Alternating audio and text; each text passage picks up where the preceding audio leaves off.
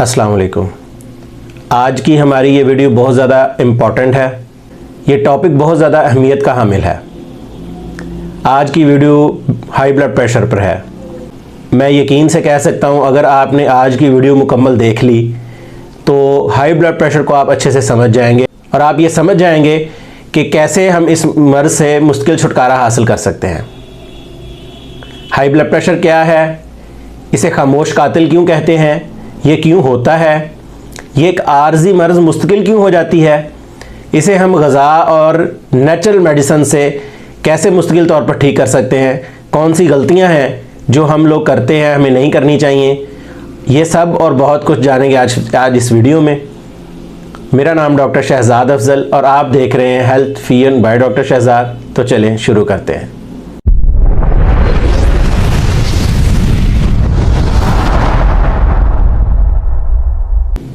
High blood pressure क्या है? What is hypertension? High blood pressure एक ख़तरनाक और मुहलिक मर्ज़ है और ये एक ऐसी मर्ज़ है कि जिसकी अलामात बरसों तक जो है वो ज़ाहिर नहीं होती, इसीलिए इसे खामोश कातिल कहते हैं। गुज़िश्ता 10 साल में हाई ब्लड प्रेशर के मरीज़ों में 2 गुना इजाफा हुआ है। पूरी दुनिया में तकरीबन 1 बिलियन लोग कार्डियोवैस्कुलर डिजीज़ में मुब्तला हैं। WHO के मुताबिक हर साल CVDs की वजह से 17.9 मिलियन लोग ज़िंदगी की बाजी हार जाते हैं। आप सब जानते हैं कि आर्टरीज़ क्या कैरी करती हैं। ये खून है जो दिल से आता है और पूरे जिस्म के हर उज़ तक पहुंचता है। जब कई दफ़ा ऐसा होता है कि खून का प्रेशर आर्टरीज़ के ख़िलाफ़ ज़्यादा हो जाता है तो इसको हाई ब्लड प्रेशर कहते हैं। जब खून का बहाव ज़्यादा हो जाता है तो खून की नालियाँ तंग हो जाती हैं क्योंकि ये सिकुड़ने और फैलने की खसूसियत से महरूम हो जाती हैं, जिससे इनकी कारकर्दगी मुतासर होती है, जिसके नतीजा में दिल, दिमाग और गुर्दों को मेहनत ज़्यादा करनी पड़ती है और इनमें से किसी एक के मुतासर होने से ज़िंदगी भी मुतासर होती है। शरेयान का फटना, हार्ट अटैक, गुर्दों का फेल हो जाना वगैरह। आपका ब्लड प्रेशर ज़्यादा रहेगा या नॉर्मल, ये आपकी डेली की रूटीन पर डिपेंड करता है। अगर आपका ब्लड प्रेशर मुस्तकिल तौर पर ज़्यादा रहता है, आप पूरे हफ्ता इसको चेक करवाते हैं तो आपका स्टिल ब्लड प्रेशर ज़्यादा रहता है तो इसको हम हाइपरटेंशन, हाई ब्लड प्रेशर कहेंगे।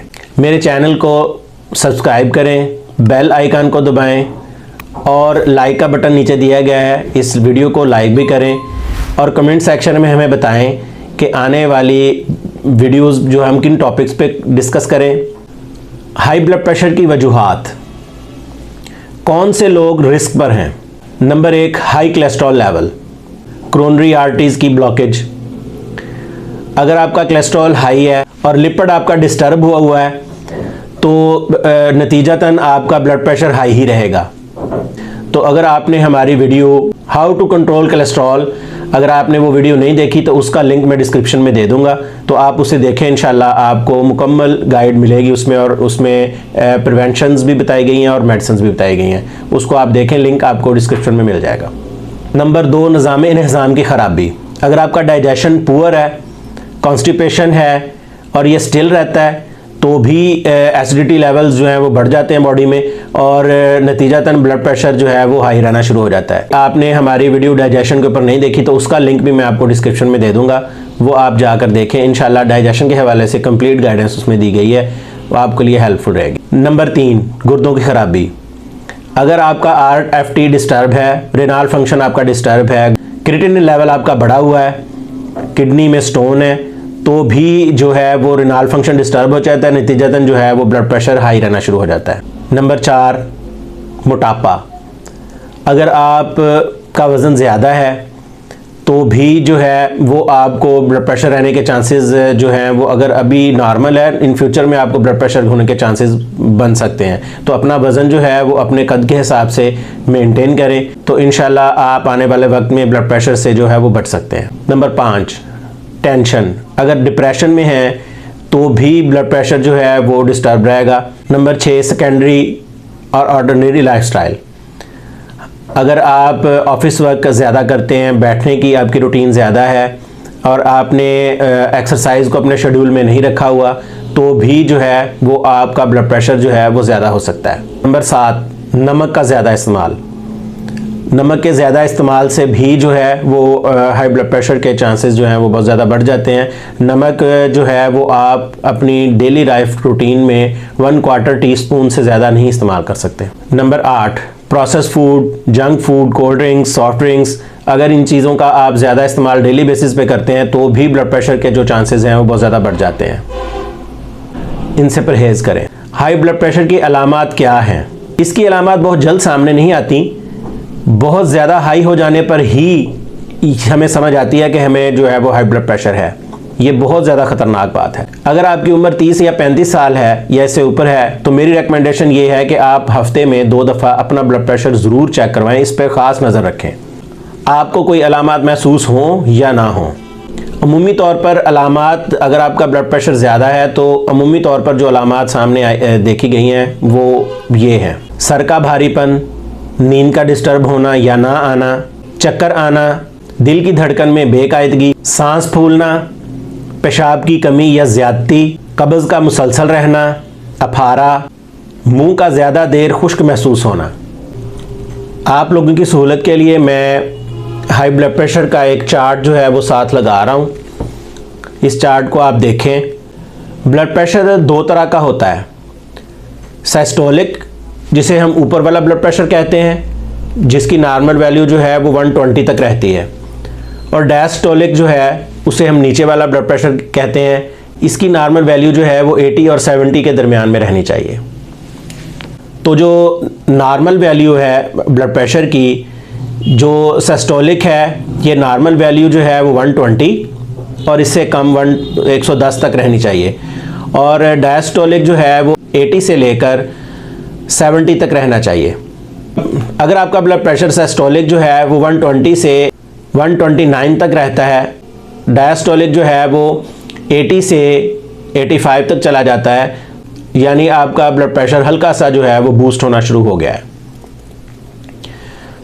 स्टेज 1 में जो ब्लड प्रेशर है जिसे कंसीडर करते हैं वो 130 से लेकर 139 तक सिस्टोलिक है, और डायस्टोलिक जो है वो 80 से लेकर 89-90 तक जो है ये हम कहेंगे कि स्टेज 1 पर ब्लड प्रेशर जो है वो हाई ब्लड प्रेशर जो है वो चला गया है। स्टेज 2 पर जो जिसे हम कंसीडर करते हैं हाई ब्लड प्रेशर, उसमें डायस्टोलिक जो है सिस्टोलिक जो है वो 140 से ऊपर, और डायस्टोलिक जो है ये 90 से ऊपर, 90 या 90 से ऊपर जो हम देखते हैं। अगर ये इस पोजीशन में स्टिल रहता है तो आप हाइपरटेंशन के पेशेंट जो हैं वो स्टेज 1 से आप स्टेज 2 में चले गए। हाइपरटेंसिव क्राइसिस जो है, यानी अगर आपका ब्लड प्रेशर 180 और इससे ऊपर चला जाता है सिस्टोलिक, और डायस्टोलिक जो है ये 110 और 120 तक ये चला जाता है, तो अपने डॉक्टर से फौरी रुजू करें। अगर आपका ब्लड प्रेशर मुस्तकिल ज़्यादा रहता है तो फ़ौरन अपने डॉक्टर से रुजू करें, तशख़ीस करवाएं, डायग्नोज करवाएं कि क्यों, किस वजह से जो है वो हमें ब्लड प्रेशर हो रहा है। इसको नॉर्मल रेंज में रखना ज़रूरी है, नहीं तो हार्ट अटैक, गुर्दों का फेल हो जाना, शरियान का फट जाना या फालज जैसी जो है वो कंडीशंस जो हैं वो हो जाती हैं। ब्लड प्रेशर अचानक नहीं हो जाता, ये आहिस्ता आहिस्ता स्टेज वाइज ऊपर जाता है। इस वीडियो को बनाने का मकसद ही ये है कि हम अपनी सूरत हाल का जायज़ा लें और पहले से एहतियात करें ताकि हमें ऐसी नौबत का सामना ही ना करना पड़े। Prevention is better than cure. तो चले अब हम चलते हैं टिप्स एंड ट्रिक्स और ट्रीटमेंट की तरफ। तो सबसे पहले मैं आपको कुछ ग़िज़ाई टिप्स दूंगा जिसको फॉलो करके हम इंशाल्लाह हाई ब्लड प्रेशर से बच सकते हैं। ये हमारे लिए बहुत अच्छी प्रिवेंशन साबित होंगी इंशाल्लाह। 7 ऐसी ग़िज़ाएँ और मिनरल्स जो हाई ब्लड प्रेशर को कम करने में मावन साबित होंगी। नंबर 1, लहसुन। शरीयानों को सिकुड़ने से रोकता है, खून को पतला करता है, कोलेस्ट्रॉल लेवल को भी मेंटेन करता है। इसकी आप एक तरी जो है वो सुबह अगर नाश्ता कर रहे हैं तो आधा घंटा पहले एक तरी को आप छोटे छोटे पीसेस में काट के रख दें, और इन बिटवीन मील, खाने के दरमियान जो है वो आप इसको खा लें। नंबर 2, प्याज। हाई ब्लड प्रेशर को काबू करने में बहुत अहम है। इसमें 3-ब्यूटाफेथलाइड होता है जो ब्लड प्रेशर को काबू में रखता है। ये कच्चा और पका हुआ दोनों हालतों में इस्तेमाल कर सकते हैं। नंबर 3, मौसमी या किन्नू। रोज़ाना 2 से 3 कीनू बग़ैर नमक के खाने से ब्लड प्रेशर को कंट्रोल रखने में मदद मिलती है। इसमें विटामिन सी और फाइबर भरपूर मिकदार में होता है। ये हमारे खून के बहाव में बहुत ज़्यादा हेल्पफुल रहता है, जिससे ब्लड प्रेशर को नॉर्मल रखने में मदद मिलती है। नंबर 4, जैतून का तेल। जैतून का तेल अपनी ग़िज़ा में 1 टेबल स्पून जो है वो डेली आप शामिल करें। ये आपके गुड कोलेस्ट्रॉल HDL को बढ़ाता है, जिससे खून का बहाव नॉर्मल रहता है और हाई ब्लड प्रेशर को नॉर्मल करने में बहुत ज़्यादा हेल्प मिलती है। Number 5, potassium. ये भी हाई ब्लड प्रेशर को नॉर्मल करने में बहुत ज़्यादा हेल्पफुल रहता है। ये मादनी नमक आलू, सब्जियों आलू बुखारा, बादाम, सोया और टमाटर में होता है। इनमें से किसी एक चीज़ का अपनी ग़िज़ा में रोज़ाना इस्तेमाल करें। Number 6, calcium. इसकी कमी भी हाई ब्लड प्रेशर का सबब बनती है। दूध और दूध से बनी हुई अशिया ये कमी पूरी कर सकती हैं। अंजीर और सोयाबीन में भी भरपूर कैल्शियम होता है। इनको महदूद मिकदार में अपनी ग़िज़ा में शामिल करें। Number 7, magnesium. ये भी एक कारआमद मादनी नमक है। ये अनाज, खुश्क मेवाजात, फलियों, दालों, गोश्त और दूध में भरपूर मिकदार में पाया जाता है। हाई ब्लड प्रेशर को नॉर्मल करने में बहुत ज़्यादा हेल्पफुल रहता है। इसको भी अपनी डेली बेसिस की जो खुराक है उसमें महदूद मिकदार में शामिल करें। तहकीक से ये साबित हुआ है, जिस तरह नमक और घी और रोगनी ग़िज़ाओं के ज़्यादा इस्तेमाल से ब्लड प्रेशर बढ़ जाता है, इसी तरह सही मिकदार में ये जो ग़िज़ाएँ हमने डिस्कस की हैं इनको अपने डेली बेसिस की रूटीन में शामिल किया जाए तो ये हाई ब्लड प्रेशर को कंट्रोल करने में बहुत ज़्यादा हेल्पफुल साबित होती हैं। ये थे टिप्स, और अब हम चलते हैं ट्रिक्स की तरफ। 7 ऐसे सुनहरी असूल जिन पर अमल करके हाई ब्लड प्रेशर से बचा जा सकता है। नंबर 1, रोज़मर्रा की ग़िज़ा में लहमियाती ग़िज़ाओं मसलन अंडे और गोश्त की मिकदार बिल्कुल महदूद कर दें। अगर मुमकिन हो तो शुरू में इनको बिल्कुल तर्क कर दें। सब्जियों और फलों का ज़्यादा इस्तेमाल करें। नंबर 2, ग़िज़ा कम खाएं, इसके चुनाव में एहतियात करें। भूख रख कर खाएं। पहला खाना हज़म होने के बाद दूसरा खाना खाएं। अपनी ग़िज़ा का शेड्यूल बनाएं। नाश्ते में क्या खाना है, दोपहर में क्या खाना है, रात में क्या खाना है और टाइमिंग क्या होनी चाहिए। कभी कभार इससे हटने में कोई हर्ज नहीं है, लेकिन डेली बेसिस की रूटीन जो है वो अपनी सेट करें। अपनी एक्सरसाइज का शेड्यूल बनाएं। नंबर 3, हमेशा ताज़ा ग़िज़ा खाएं। डब्बों में बंद बासी ग़िज़ा से परहेज़ करें। शाम का खाना हमेशा कम और हल्का और जल्दी खाएं ताकि वो सोने से पहले हज़म हो जाए। पानी का इस्तेमाल ज़्यादा करें। डिहाइड्रेशन बिल्कुल ना होने दें, इसका खुसूसी ख्याल रखें। आपकी रहनुमाई के लिए ग़िज़ाइयत से महरूम वो ग़िज़ाएँ जो हाई ब्लड प्रेशर के मरीज़ों को बिल्कुल नहीं खानी चाहिए, वो ये हैं। नमक 24 घंटे में सिर्फ 1/4 टीस्पून जो है वो आप अपनी ग़िज़ा में शामिल करें। चीनी, जिसे सफ़ेद जहर भी कहते हैं, ये बिल्कुल महदूद मिकदार में इस्तेमाल करें। सफ़ेद आटा जो थैलियों में मिलता है ये हमारे डाइजेशन को तबाह कर देता है, इससे आप बचें। ब्राउन आटा इस्तेमाल करें। चर्बी व चिकनाई रोगनी ग़िज़ाओं से जहाँ तक मुमकिन हो सके बचें। चाय का सिर्फ 1 कप पूरे दिन में आप इस्तेमाल करें। ज़्यादा चाय और तेज़ पत्ती वाली चाय से बिल्कुल बचें, और ख़ुसूसी तौर पर खाने के बिल्कुल फ़ौरन बाद चाय बिल्कुल इस्तेमाल ना करें। चाय खाना खाने से कम आधा पौना घंटा बाद इस्तेमाल करें। कॉफ़ी ये ब्लड सर्कुलेशन को तेज़ करती है, इससे भी बचें। तेज़ मिर्च मसाले, स्पाइसेस, इनको कम से कम अपने खानों में इस्तेमाल करें। कोल्ड ड्रिंक्स, बेकरी की अशिया, प्रोसेस फूड, ये सब ग़िज़ाएँ ग़िज़ाइयत से महरूम हैं। इनको डेली बेसिस की रूटीन में आप इस्तेमाल ना करें। जहाँ तक मुमकिन हो सके इनसे बचें। नंबर 4, तबीयत को काबू में रखने की आदत डालें। छोटी छोटी बातों पर तैश में ना आएँ। किसी भी ख्वाहिश या परेशानी को अपने असाब पर हावी ना होने दें। ये बात जहन में रखें कि सब कुछ आर्जी है।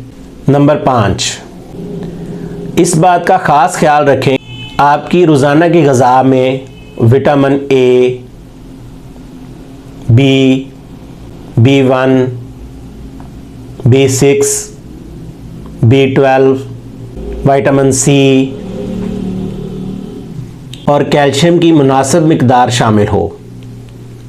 विटामिन E की अफादियत बहुत अहम है। ये विटामिन E खून और शरियानों में मौजूद फासद मादों को तहलील करके जिस्म से खारिज करता है। जिससे हाई ब्लड प्रेशर को नॉर्मल करने में मदद मिलती है। नंबर 6, बैलेंस लाइफस्टाइल जो है वो अपनाएं। अपनी एक्सरसाइज का और खाने का शेड्यूल बनाएं और उसको फॉलो करें।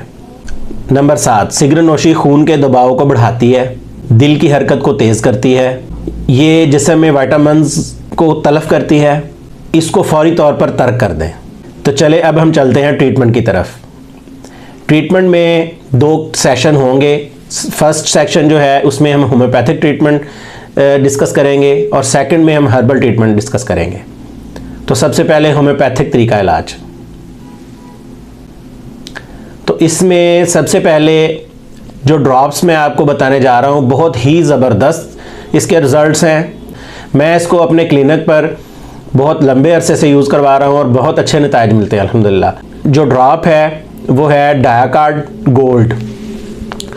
डायाकार्ड गोल्ड जो है ये मेडॉस कंपनी का ड्रॉप है।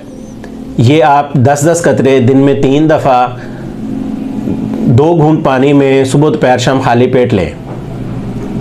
ये आपको ब्लड प्रेशर में बहुत ज़्यादा हेल्पफुल रहेगा। अगर आपको डायाकार्ड गोल्ड नहीं मिल रहा तो इसके जगह आप मसूद फार्मा का HR नंबर 92 ये भी इस्तेमाल कर सकते हैं। इसके 15-15 कतरे दिन में 3 दफ़ा 2 घूंट ताज़ा पानी में इस्तेमाल करें। और इसके बाद मैं आपको एक फार्मूलेशन बताऊंगा जो मेरी ख़ुद की बनाई हुई फार्मूलेशन है, वो भी साथ इसके इस्तेमाल करनी है।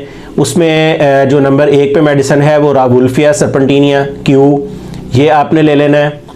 और साथ आपने पैसिफ्लोरा क्यू के साथ आपने तीसरे नंबर पर जो मेडिसिन है वो है जेंकीगो, ये भी क्यू में लेना है आपने। तो ये तीनों मेडिसिन मदर टंक्चर में लेके आपने खाली वायल ले लेनी है, होम्योपैथिक स्टोर से आपको मिल जाएगी। तो बराबर मिकदार में आप 20-20 ml माने आपके ये जो 20-20 ml की तीनों बॉटल्स हैं इनको आप 100 ml की एक वायल में मिक्स कर लें और इसके 20-20 कतरे दिन में 3 मरतबा जो है वो खाना खाने से पहले आप इस्तेमाल करें। इसके साथ साथ आपको मैं सिंगल रेमेडी में, अगर आपका ब्लड प्रेशर पेशेंट का बहुत ज़्यादा है तो आप उसे आर्निका 1 ml और साथ लेक्सस 1 ml, इन दोनों में से 2-2 बूंद 1 चम्मच पानी में डाल के आपने एक खुराक दिन में 1 दफ़ा देनी है पेशेंट को। ये 3 दिन लगातार दें और उसके बाद हस्बे ज़रूरत हफ्ते में 1 या 2 दफ़ा ये आप रिपीट कर सकते हैं। तो चलें अब हम चलते हैं हर्बल ट्रीटमेंट की तरफ। हर्बल ट्रीटमेंट में जो नुस्खा के अज्जा हैं वो मैं लिख रहा हूँ और साथ में लगा भी रहा हूँ, आप साथ देख लें। इसमें जो सबसे पहली मेडिसिन है उसे हम बोलते हैं छोटी चंदन असरोल। ये आपने 20 ग्राम लेनी है। छोटी इलायची के दाने बीज निकाल लेने हैं, वो आपने 10 ग्राम लेने हैं। संदल सफ़ेद 5 ग्राम, देसी अजवाइन 5 ग्राम।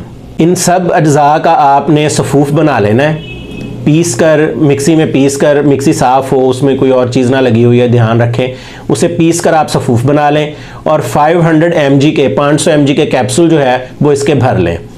एक आपने बोतल जो है वो अर्के मको की लेनी है 800 ml और एक अर्के गुलाब की लेनी है और साथ आपने एक बोतल लेनी है हमदर्द दवाखाने का शरबत बजूरी मोतदिल। इन सब को आपने एक बर्तन में मिला लेना है, मिक्स कर लेना है। तीनों बोतलें एक बर्तन में डाल के उसे अच्छी तरह मिक्स कर लें और वापस आप उन बोतलों में ही उसको भर लें। और जो पेशेंट शुगर के हैं अगर वो इस्तेमाल करना चाह रहे हैं तो आप शरबत बजूरी इसमें से स्किप कर दें, दोनों अर्कियात जो है वही शामिल कर लें। इसकी मिकदार खुराक जो है वो आधा कप आपने शरबत का लेना है और आधा कप पानी का, 1 गिलास बन जाएगा। उसके साथ आपने ये जो कैप्सूल मैंने आपको बनाना सिखाया है, ये कैप्सूल आप खाना खाने के तकरीबन 1-1.5 घंटे के बाद आप जो है वो पेशेंट को दे दें। ये रोज़ाना की एक खुराक आप दें, इंशाल्लाह बहुत ज़बरदस्त रिजल्ट्स मिलेंगे और ये आपके इलाज में बहुत ज़्यादा मुआवन रहेगा। अपना और अपने गिरदुनवाह के लोगों का ख्याल रखें, नमाज 5 वक्त अदा करें, दीन सीखें और दीन फैलाएँ। अस्सलामु अलैकुम रहमतुल्लाहि व बरकातुहू।